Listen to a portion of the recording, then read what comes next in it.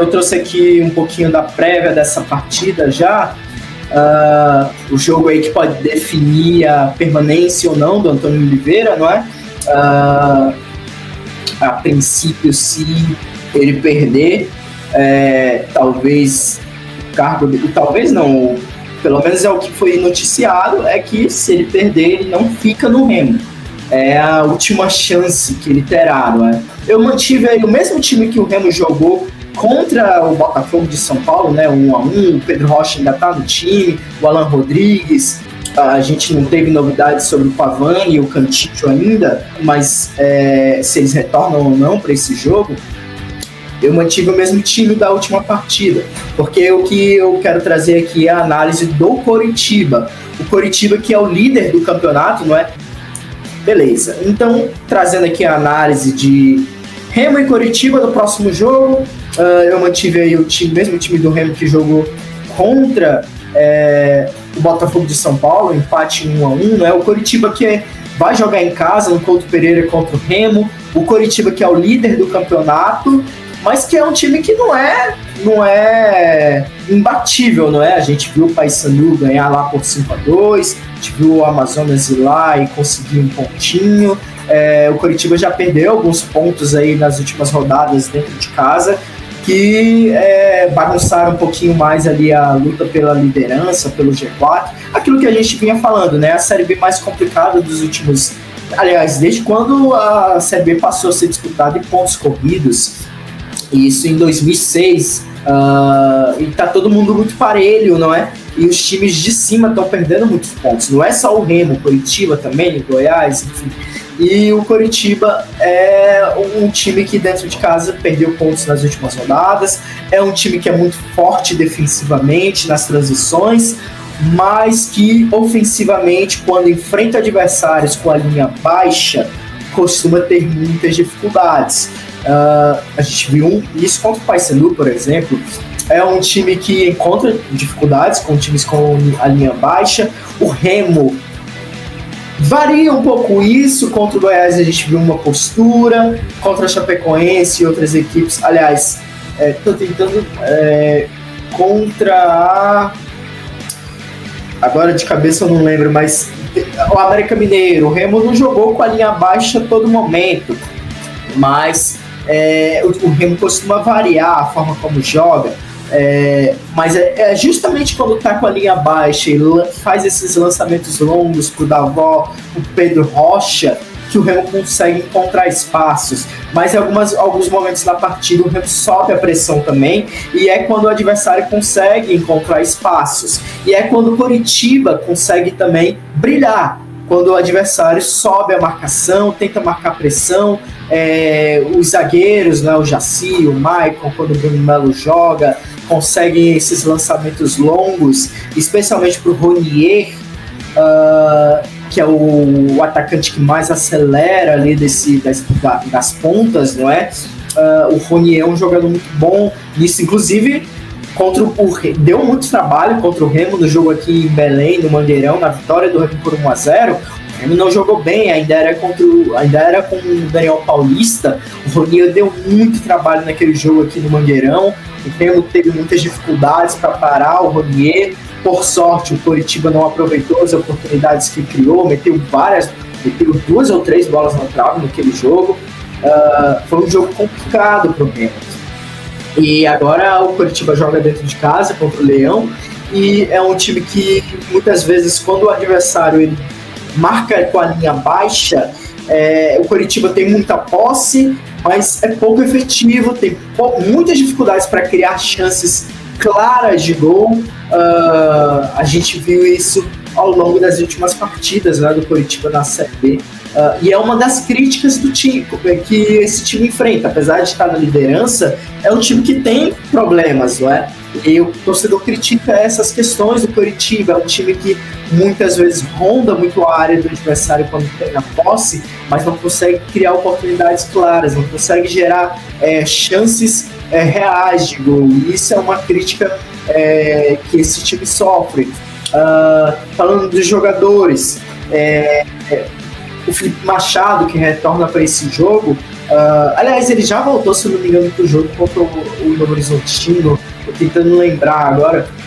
Mas enfim, o Felipe Machado é um volante muito bom ali na saída de bola, é um jogador que vive altos e baixos nessa Série B, mas que com bola é um jogador que trabalha muito bem na saída de bola, tem o passe longo, tem um passe que quebra linhas, tem virada de jogo, quando tem liberdade ele brilha. Então, vamos ver como é que o Remo vai marcar, porque nos últimos jogos o Remo tem jogado nesse 4-2-3-1, não é? Varia muito o posicionamento do Marrone, do Pavani, às vezes até 4-1-4-1, mas geralmente a gente vê no 4-2-3-1, não é? Vamos ver se o Marrone ele vai subir para marcar junto com o Davó a saída do Coritiba, ou se ele vai ficar, caso o Marrone jogue ainda nessa posição, né, que ele jogou no último jogo, mais centralizado, nas costas do Davó, se o Marrone vai marcar o zagueiro junto com o Davó, ou se o Marrone vai se preocupar um pouquinho ali com o Felipe Machado, porque se o Felipe Machado tiver espaço, ele tem capacidade para fazer a diferença ali na saída de bola, sair da pressão um pouquinho mais de qualidade, e o Coritiba achar espaços na defesa do Remo, que é quando o Remo acaba tendo dificuldades, né? A gente viu isso contra o Botafogo, a gente viu isso contra a Ferroviária, inclusive jogos fora de casa, não é? Contra o Atlético, o Remo às vezes tentando marcar pressão, subir as linhas, não é? E aí cedendo espaços para o adversário, porque a pressão não era tão intensa, não é tão ferrenha, e isso faz com que o adversário, quando consegue sair dessa pressão, tenha poucos jogadores do Remo na marcação para que o adversário, para que o Remo tente acabar com esse ataque do adversário, e isso faz com que o Remo tenha muitas dificuldades nessas transições defensivas também. A transição defensiva do Remo precisa ser melhor. Pedro Rocha, Nico, o Caio Vinícius, o Jalisson, o Marconi voltarem mais rapidamente, mais organizadamente, para voltar para o campo defensivo, né, para evitar o contra-ataque, o ataque rápido, né, do adversário. Que o adversário encontre esses espaços, como o Coritiba gosta de encontrar quando isso acontece. Deixa eu ver o que mais. Como eu falei, o Ronier é o jogador talvez de maior capacidade de atacar individualmente, não é? É um ponta de aceleração, de velocidade, de entrar na área, de driblar, mas o Josué é o jogador com maior capacidade de desequilíbrio por meio do passe, por meio do... É um dos melhores camisa 10, se não o melhor, na minha opinião, o melhor camisa 10 da Série B 2025. O português tem uma capacidade de passe, do passe da morte, não é? Assistência, passes decisivos. É o jogador com maior capacidade de fazer isso nessa Série B. Quando tem liberdade também ele brilha. Ele não volta tanto para marcar, até porque já tem uma idade avançada, se não me engano o Josué tem 38 anos, mas mesmo próximo dos 40, ele faz a diferença nessa Série B. É um dos jogadores que tem maior número de passes decisivos, é um jogador que entre linhas aparece muito bem, às vezes volta um pouquinho também para ajudar o Sebastião Gomes e o Felipe Machado, mas é ali no último terço que ele faz a diferença com o passe do Ronier nas pontas. É o jogador que junta os jogadores do Coritiba, e o Coritiba é um time que tem problemas com essa aproximação, não é? Às vezes quando o Coritiba tem muita posse de bola, um dos problemas que faz com que o Coritiba tenha dificuldades para furar as retrancas é porque tem pouca aproximação. Quando essa bola chega nas laterais, os laterais nem sempre sobem. Nessa partida vamos ter o retorno do Zeca. O Zeca não é um lateral tão profundo assim, nem o Thiago, e o Coritiba tem muitos problemas nesses momentos, e a aproximação, quem tenta juntar mais jogadores do Coritiba é o Josué, e é ele, por meio da capacidade individual, que consegue diminuir um pouquinho esse problema do Coritiba, que vai para esse jogo com certeza com o Josué sendo a sua principal arma ali Mesmo contra o Paysandu, apesar da derrota, o Josué apareceu quando teve que aparecer bem. É que o time não acompanhou, o Paysandu fez uma partida muito inspirada, e não é todo jogo também que o Coritiba vai tomar 5 gols, né?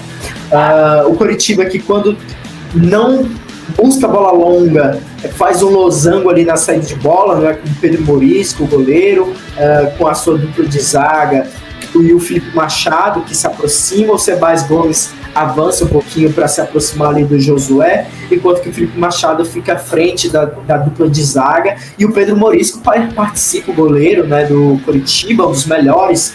Para mim é o duelo dos dois melhores goleiros dessa Série B, Marcelo Rangel e Pedro Morisco. Pedro Morisco que participa ativamente dessa saída de bola do Coritiba, não é que é uma saída apoiada, com vários jogadores, a linha de 4 ali, os defensores não se desfaz. Felipe Machado se aproxima para fazer um 4+1, Sebas Gomes se junta ali no Josué, e o Cleison e o Ronier se aproximam do Della Torre. Fica mais ou menos um 4-1-2-3, 4-3-3, não é?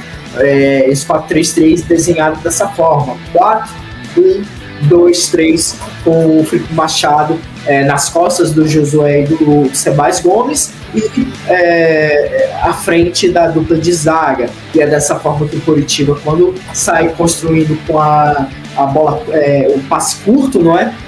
Constrói dessa forma, buscando especialmente ali ou o Felipe Machado, quando ele tem liberdade para isso, está livre, não é, para receber o passe, dar o passe ou a virada de jogo, ou buscar o passe entre linhas, né, para o Josué, para o Sebas Gomes, para o próprio centroavante, né, que deve ser o Della Torre nessa partida. Se não, buscar a inversão de jogada, o passe longo para os pontas, que são muito... o Cleison e o Ronier aceleram bastante, o Cleison e o Ronier como eu já disse, o jogador mais desequilibrante por meio do drible, com a aceleração desse time. Então são essas algumas das principais armas desse Coritiba, que vai enfrentar o Remo. Vamos ver qual vai ser a postura do Remo, né? Se vai manter a linha baixa, que é quando o Coritiba enfrenta mais dificuldades, ou a linha alta. Contra o Operário, por exemplo, esse Coritiba encontrou muitos espaços porque o Operário subiu muita marcação e ofereceu muitos espaços para esse Coritiba, que pôde brilhar. Não precisou trocar tantos passes, ter 60%, 70% de posse de bola, que é algo que o Coritiba não trabalha muito bem. Quando pode acelerar, quando pode jogar com a bola longa, quando tem espaços, quando o adversário sobe a marcação, o Coritiba brilha. Então é um aspecto que o Remo precisa ter atenção, e vamos ver qual vai ser o comportamento do Remo lá no jogo no Couto Pereira.